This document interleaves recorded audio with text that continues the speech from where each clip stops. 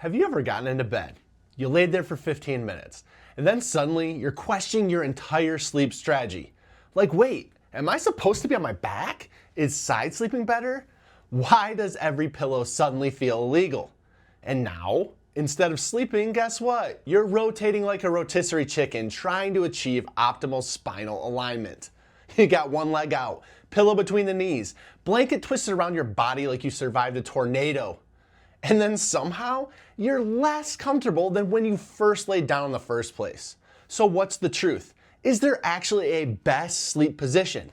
Because one position can worsen snoring and sleep apnea, one can destroy your neck completely, and one looks healthy but secretly causes problems for a lot of people. And honestly, most people, they're focusing on the wrong thing completely. So in this video, I'm going to show you the best sleep position for breathing. Which position makes snoring worse? Why your pillow might actually be the real problem? And the biggest sleep position mistake almost everybody makes. What's up, guys? I'm Brandon with Parkway Sleep. So today we're talking about something that people massively overcomplicate, their sleep position. Because somehow the internet turns sleeping into some kind of competitive sport. People are out here researching spinal neutrality, cervical alignment, knee elevation, mattress firmness scales. Meanwhile, your body's just like, brother, can we please just go unconscious already? So, my goal here is to simplify this because there are three main positions. You got side sleeping, you got back sleeping, you got stomach sleeping. And every single one has pros, but it has trade-offs. Let's start with side sleeping. For most people, side sleeping is gonna win, especially if you snore, have sleep apnea, wake up exhausted, or you're like me and you deal with acid reflux. Because when you sleep on your side, your airway, it usually stays more open. Your tongue, it falls backwards less. Your throat, it collapses less. Your breathing, it stays more stable, which means less snoring, better airflow, deeper sleep, fewer interruptions. So basically, your body spends less time fighting for oxygen at 3 a.m., which is generally a pretty positive experience. But side sleepers never just casually sleep. No, they build a nest. I mean, you got a head pillow, you got a knee pillow, you got emotional support pillow, maybe a blanket stuffed behind your back. And at some point, it actually stops looking like sleep and starts looking like you're preparing to survive winter in the wilderness. And honestly, y'all, your pillow is usually the real problem. Is it too flat? Well, then your neck's gonna start bending downward all night. Is it too tall? Well, now your spine starts to look like a question mark. And then you wake up feeling like somebody folded you into a lawn chair overnight. Your head should stay neutral. That's gonna be the goal. Not cranked upward, not tilted sideways, not hanging off the mattress like you dropped a hot dog. Okay, now let's move on to back sleeping. Now this looks like the healthiest position. I mean, you're flat, you're balanced, you're symmetrical. It's like you're posing for a mattress commercial that nobody actually sleeps like. And for spine alignment, neck pressure, shoulder pain, it can be great. But, and this is a big but, back sleeping can absolutely make breathing worse because gravity pulls your airway backward. So your tongue relaxes, your throat narrows, and snoring gets louder. And for some people, sleep apnea gets way worse when you're on your back.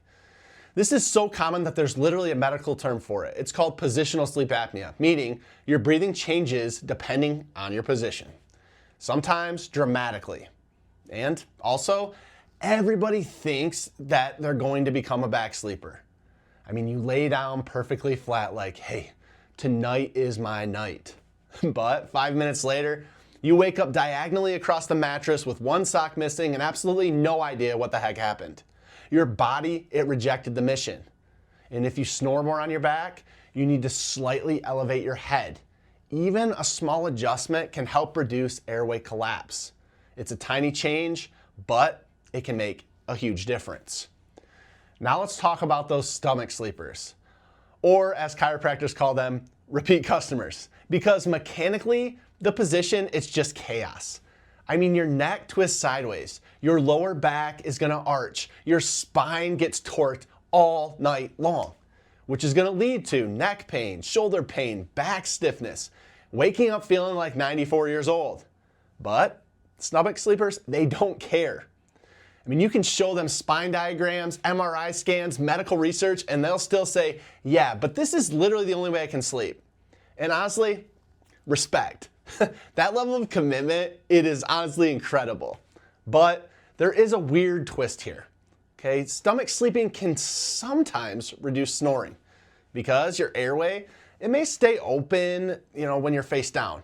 So while it's rough on your joints, it can occasionally help with your breathing, which means the goal isn't never sleep on your stomach again. It's make it less terrible for you. So how do you do this? You can use a thinner pillow, less neck rotation, maybe support under your hips. Those small changes can matter. So what is the actual best sleep position? Here's the honest answer. The best position is the one where you can breathe well, where you can stay asleep, where you don't wake up feeling absolutely destroyed. That's it. Because some people obsess over this perfect posture while snoring like a chainsaw all night long. Breathing always matters more than the perfection. Always. So let's talk about the 3 biggest mistakes that people make. Number 1 is trying to force a position.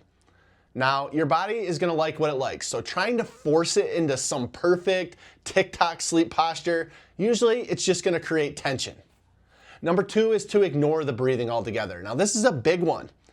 If your position worsens snoring or sleep apnea, nothing else matters because bad breathing is going to destroy your sleep quality every single time. And number 3 is blaming the position instead of the setup. Now, most people don't need a new sleep position. They need a better pillow, better support, less pressure points. Now that is usually the real fix. So how do you sleep better tonight? Well, if you snore, just try side sleeping first. It's simple, but it's high impact. You can fix your pillow. Seriously, this changes way more than people actually realize. And finally, just stop trying to sleep perfectly. This might be the most important advice in the whole video. The harder people try to sleep, the worse their sleep often gets. Your body, it already knows how to sleep. So stop turning bedtime into some kind of performance review. Now, there's no universally perfect sleep position. There's only the best position for your body. The one where you breathe well, you feel comfortable, you stay asleep, and you wake up actually feeling human again. That's the goal. Not becoming some perfectly aligned mattress model from Instagram. If this video helped you, hit subscribe because we break down sleep in a way that actually makes sense without turning into a medical jargon that nobody remembers. And if you're in North Carolina and you're dealing with snoring, exhaustion, insomnia, or sleep apnea, our team over at Parkway Sleep can help. Until next time, sleep well, and we'll see you on the next one.